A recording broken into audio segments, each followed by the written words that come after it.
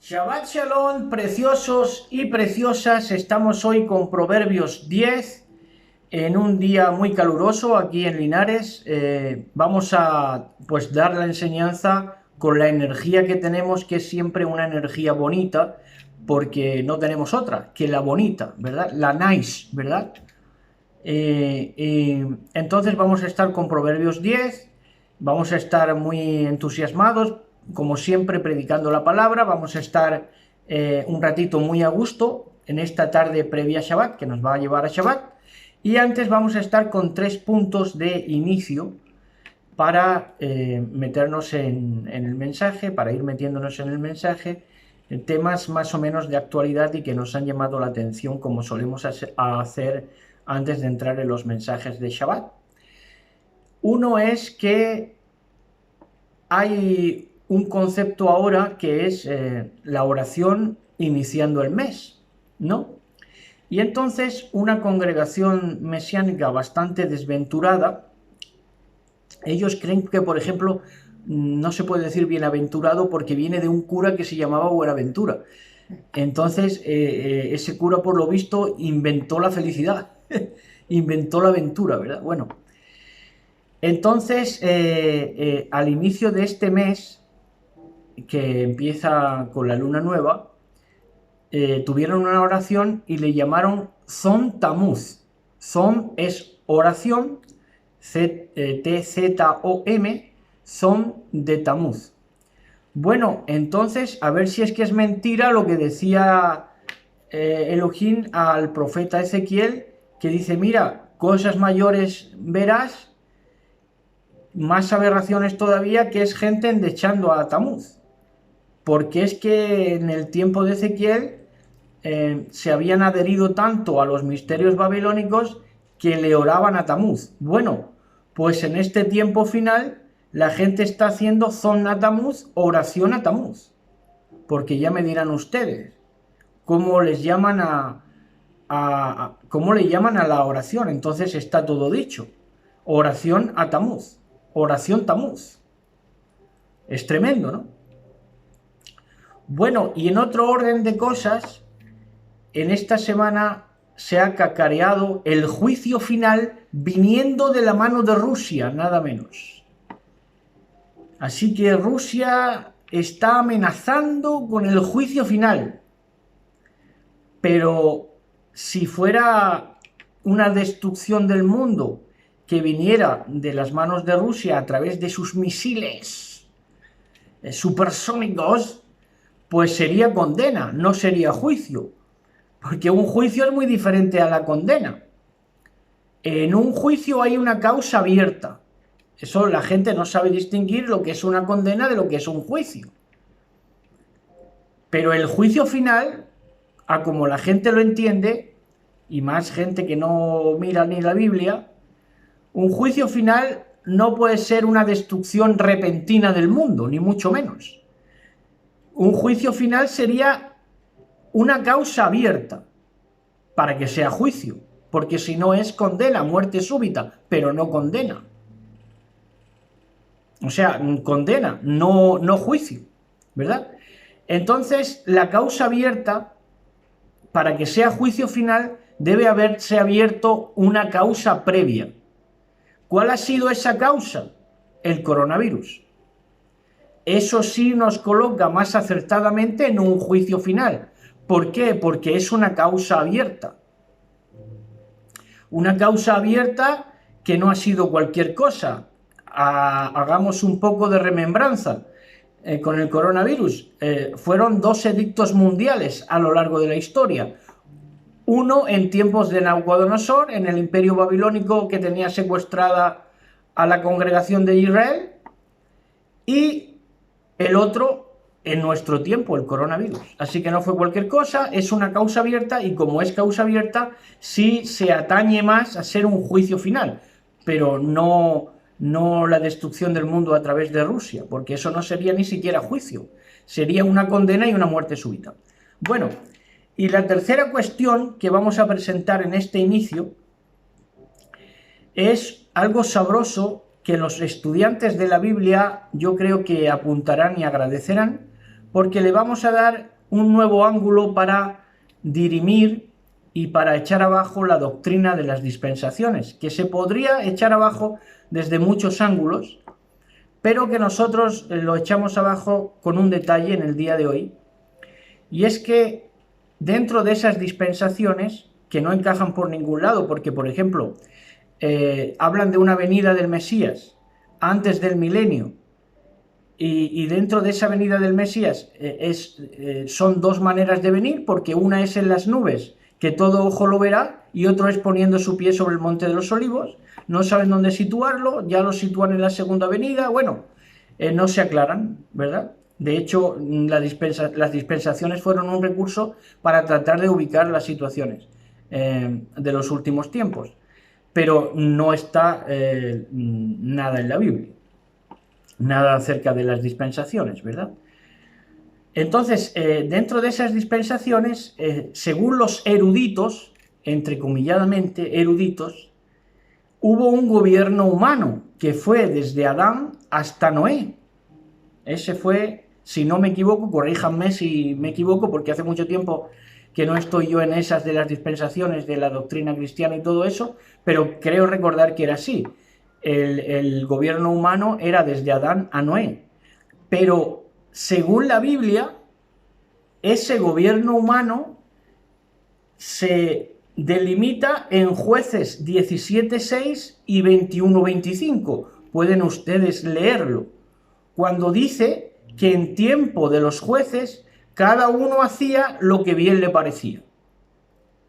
Eso lo dice textualmente Jueces 17:6 y 21:25. Cada uno hacía lo que bien le parecía. Entonces, bíblicamente, si nos adecuamos a las Escrituras, pues tenemos que el gobierno humano es en tiempo de los jueces y no desde Adán a Noé. Bíblicamente, vamos, si queremos ser exactos en lo que decimos, ¿verdad? En la verdad de las cosas es así, bíblicamente. Ahora, otros estudios son sesudos, eruditos, pero no tienen base bíblica. Pero lo que yo les estoy diciendo sí es base bíblica. El gobierno humano reflejado en la Biblia es en Jueces 17:6 y 21:25, que dice que en tiempos de los jueces en Israel cada uno hacía lo que bien le parecía. Bueno, eso para echar abajo esa doctrina demoníaca, porque dice que en los últimos tiempos habrá doctrinas de demonios. Bueno, pues las dispensaciones fueron una de ellas. Ahora sí, entramos ya en Proverbios 10, que dice así: Mishlei, Proverbios 10, en mucha reverencia en el nombre de nuestro patrón, Yahshua HaMashiach. Dice, los proverbios de Salomón: un hijo sabio trae alegría a su padre, un hijo necio trae dolor a su madre. ¿Por qué un hijo sabio trae alegría a su padre? Porque le reputa a su padre, es decir, le trae reputación, le trae buena reputación a su hogar, a la casa de su padre. ¿Por qué? Porque es sabio. Ahora, en este tiempo tan enloquecido y tan contrario a la palabra de poder, pues ya basta que el hombre sea sabio para que la familia se sienta difamada e incluso puedan meter en un momento dado al hijo sabio bajo sedación, porque no quieren un hijo sabio, quieren más bien otro necio que repita los errores, ¿verdad? Pero bueno, eso forma parte de lo dramático que es el mundo en nuestros días, alejado por haberse alejado tanto de la Torá. Ahora, un hijo necio trae dolor a su madre. Si un hijo sabio trae alegría a su padre porque le trae reputación a su hogar, el hijo necio trae dolor a su madre. Acuérdense de la madre de Esaú y Jacob, de Rebeca, cómo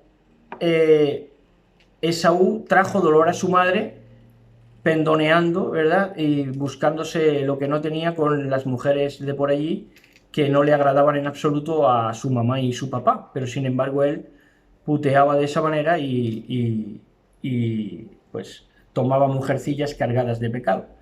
Bueno, pues por eso un hijo necio trae dolor a su madre, aparte de que porque pendonea y sale y entra con mujeres, mujeres que no son virtuosas ni mucho menos, sino todo lo contrario, aparte de otras muchas fechorías que se hacen, como por ejemplo, un hijo necio trae dolor también a su madre porque ejerce violencias, ¿verdad? Se vuelve un maltratador y eso es una vergüenza para una madre.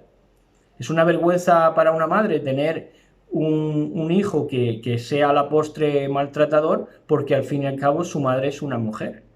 Entonces todo eso trae dolor a una madre. Bueno, entonces verso 2 dice: las riquezas mal habidas no tienen ningún valor duradero, pero vivir debidamente puede salvar tu vida.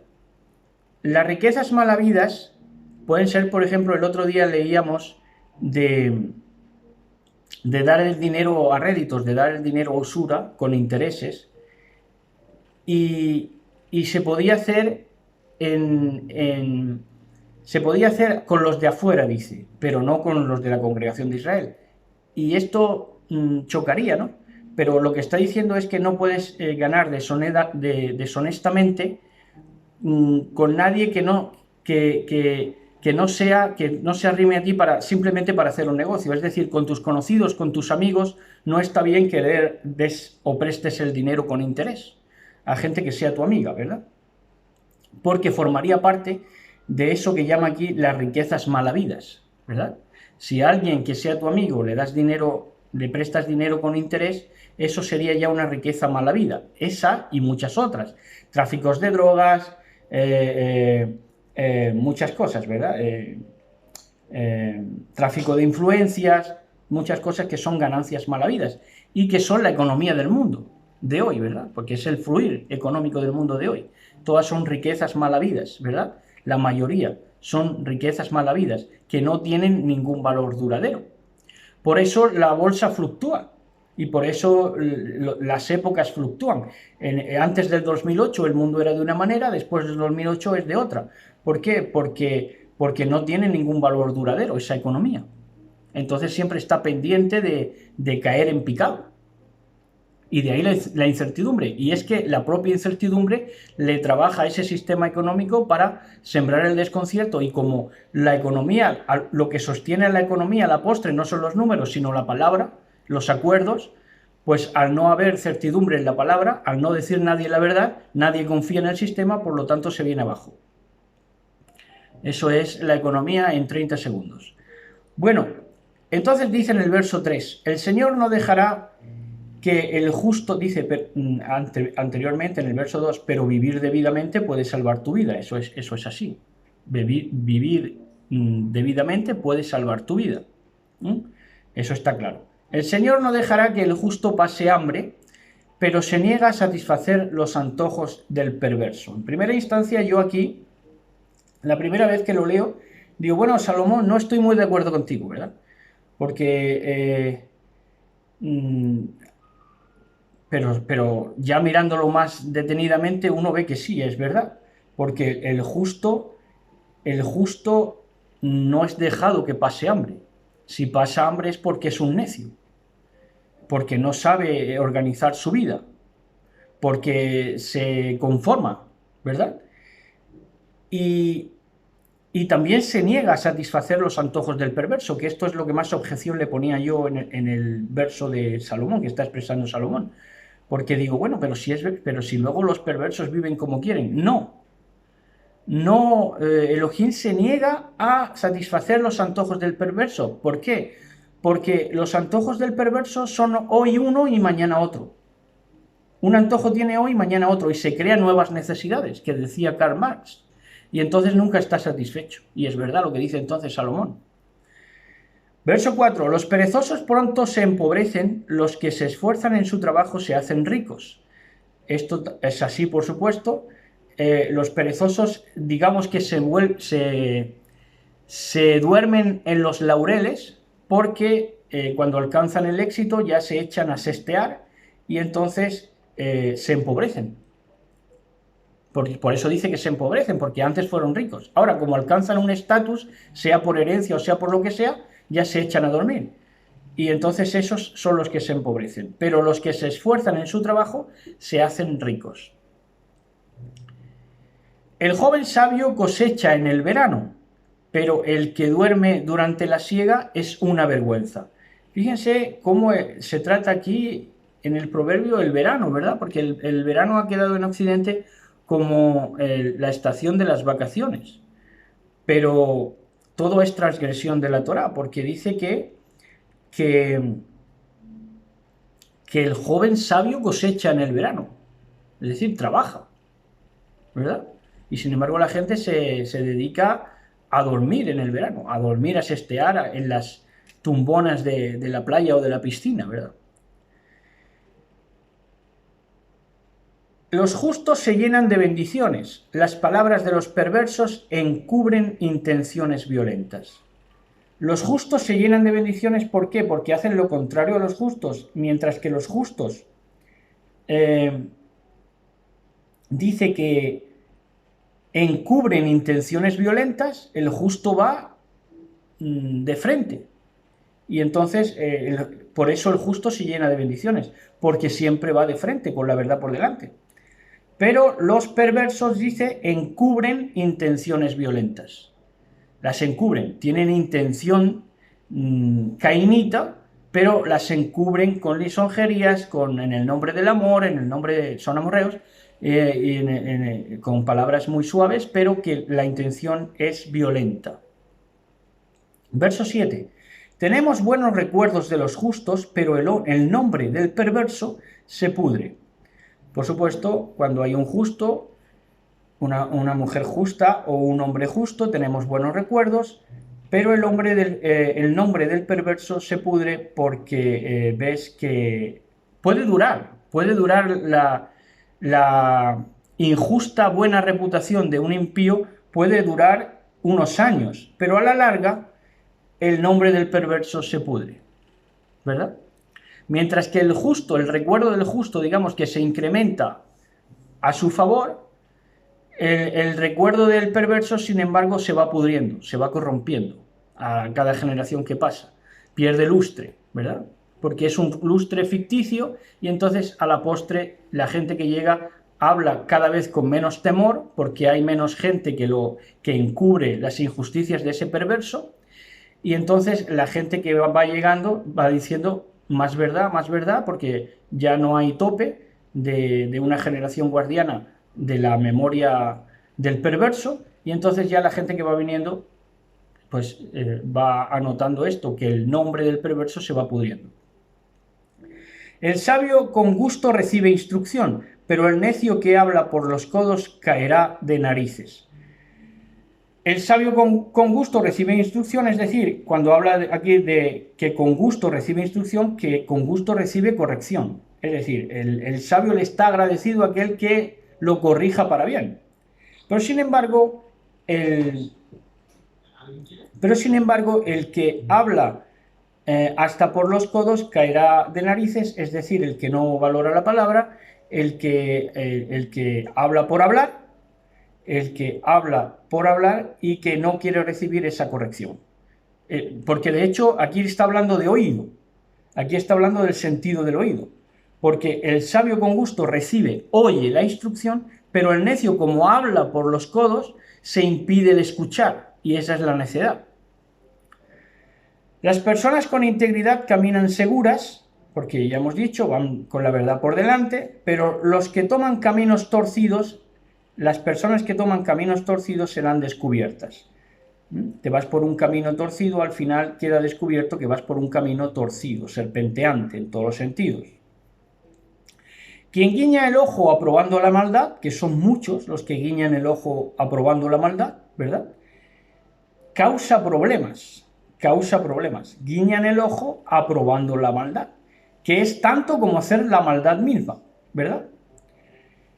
Pero una reprensión firme promueve la paz. Una reprensión firme en el momento de que debes hablar va a promover la paz. Por lo tanto, no es, aunque te señalen como polémico o te señalen ¿cómo es esto? Pues que no tienes modales o grosero o lo que sea, pero en verdad luego te lo van a agradecer porque una reprensión firme promueve la paz.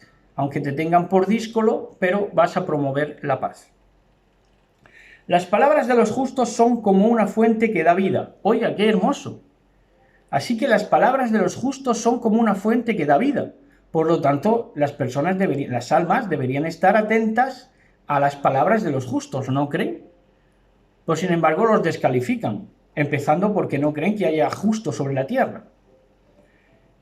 Las palabras de los perversos encubren intenciones violentas. De nuevo, habla de ese encubrimiento, ¿verdad?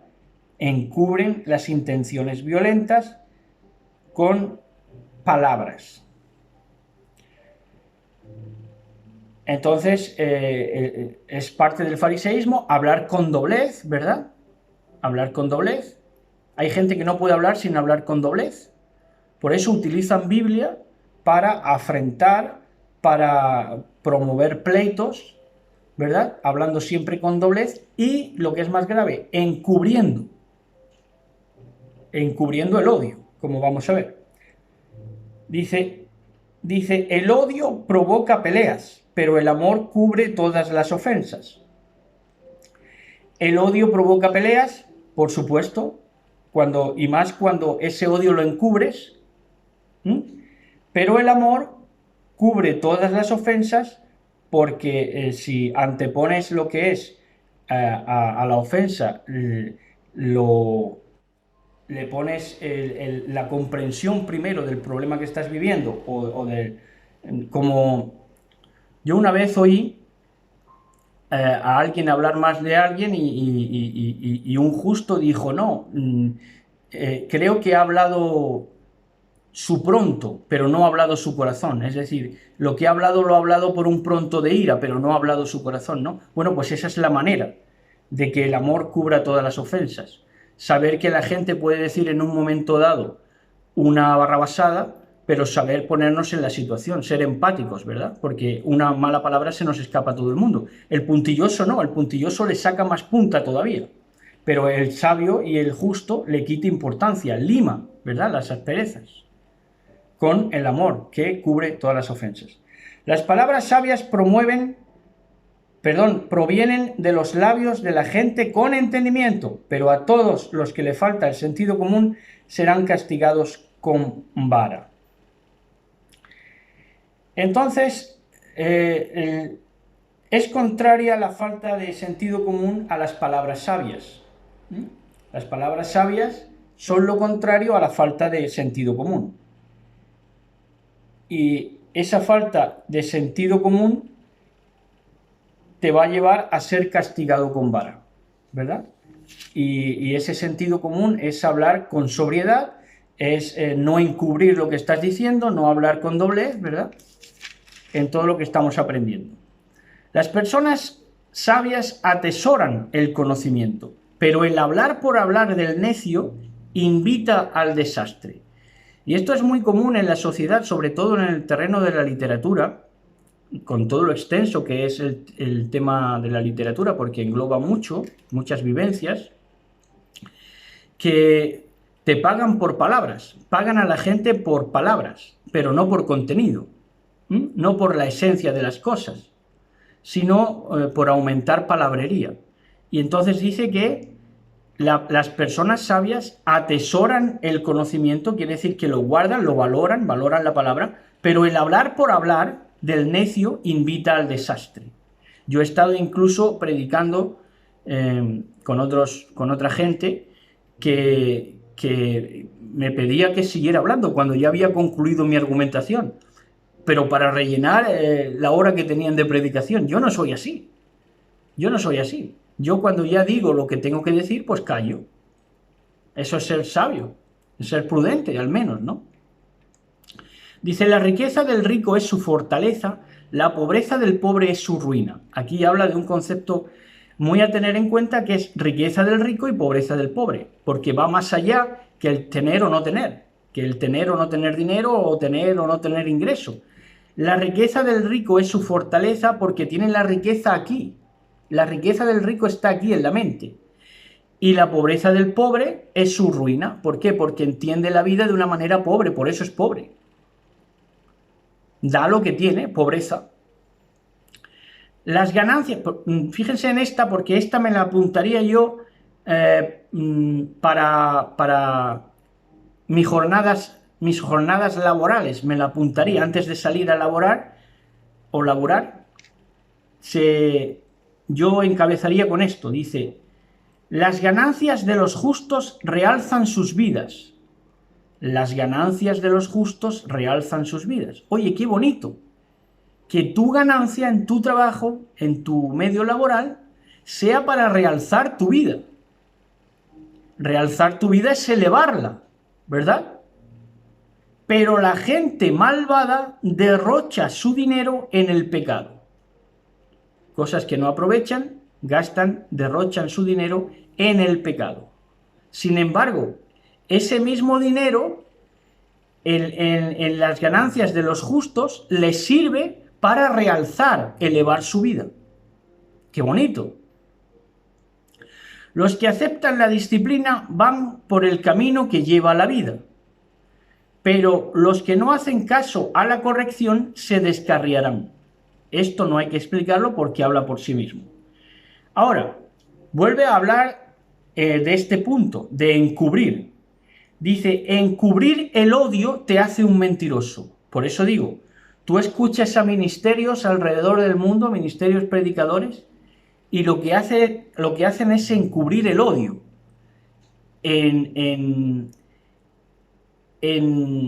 Mareando con palabras que ponen en el lugar de odio para camuflar el odio, como amor, como, no sé, armonía, muchas cosas, pero son odio, es un odio disfrazado.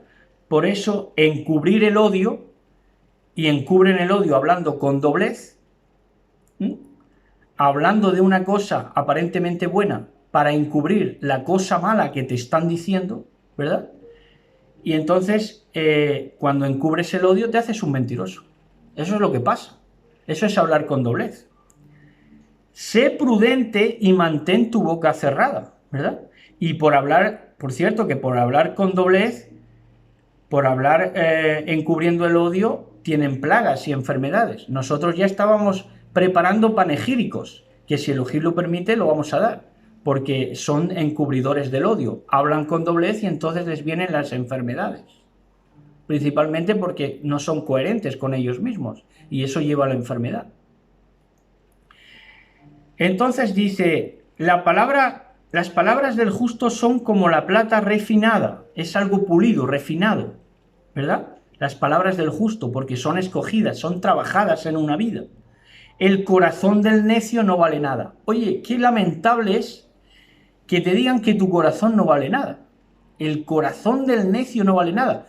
Cuando dice que a lo largo de toda la escritura que el corazón es manantial de vida, que el buen tesoro de tu corazón, el corazón es algo muy preciado. Ahora, cuando Elohim te diga que tu corazón no vale nada, es que eres un necio. Eres un necio y es una pena que tu corazón no valga nada. Entonces dice, las palabras del justo animan a muchos, ahí está, pero a los necios los destruye su falta de sentido común. Y bueno, y en este contexto, ¿qué sería el sentido común? Animar a muchos. El sentido común debe englobar de dar ánimo a la gente, ¿verdad? Eso es sentido común. Pero no saben tener ese sentido común porque no animan, no dan palabras de ánimo, aún supuestamente compartiendo la buena nueva, que es lo que más ánimo te da en la vida, porque es una esperanza viva, ¿verdad? Pero sin embargo desaniman a la gente, la llenan de incertidumbres, de miedos, de fobias, y esto desde los mismos ministerios.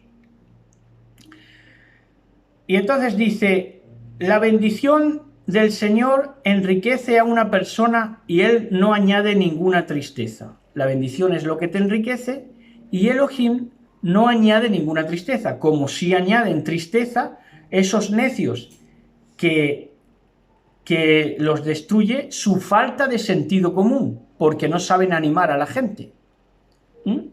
Eso sí te añaden tristeza a tu vida si les escuchas y les prestas atención y tienes en cuenta sus palabras de doblez, ¿verdad?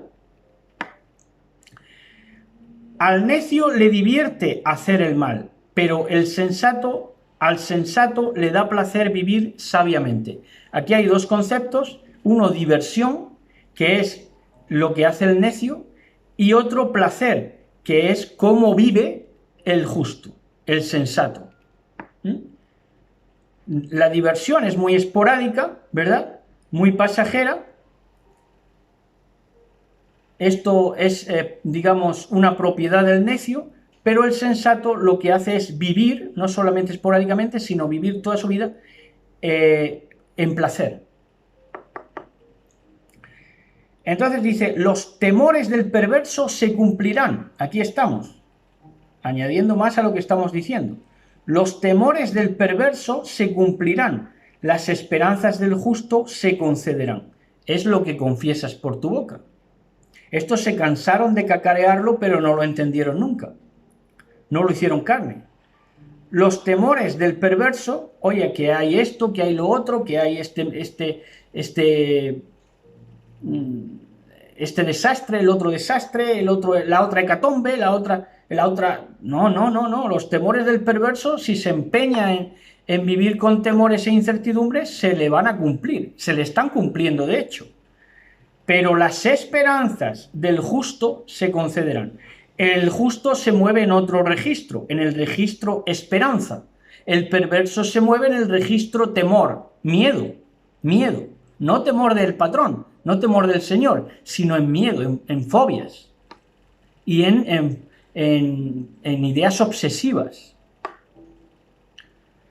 Bueno,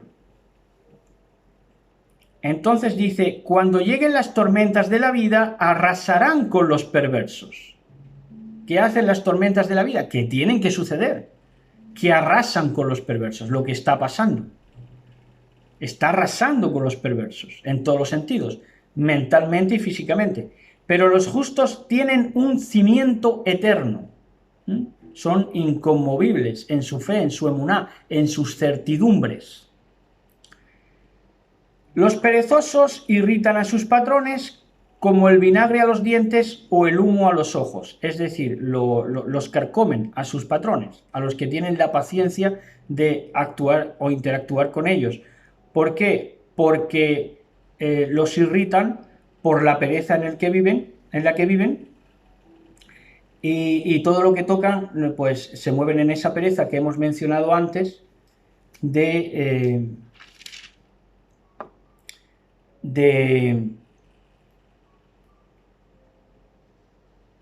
pues eso, de falta de entendimiento, ¿verdad?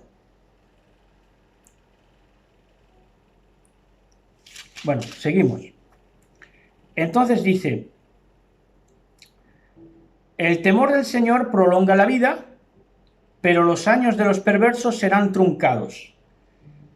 El temor, el respeto, en este caso es respeto por el Señor, prolonga la vida, por supuesto, porque te va a hacer guardar los mitzvot, los consejos de Elohim, las instrucciones, y esto de por sí te va a prolongar la vida.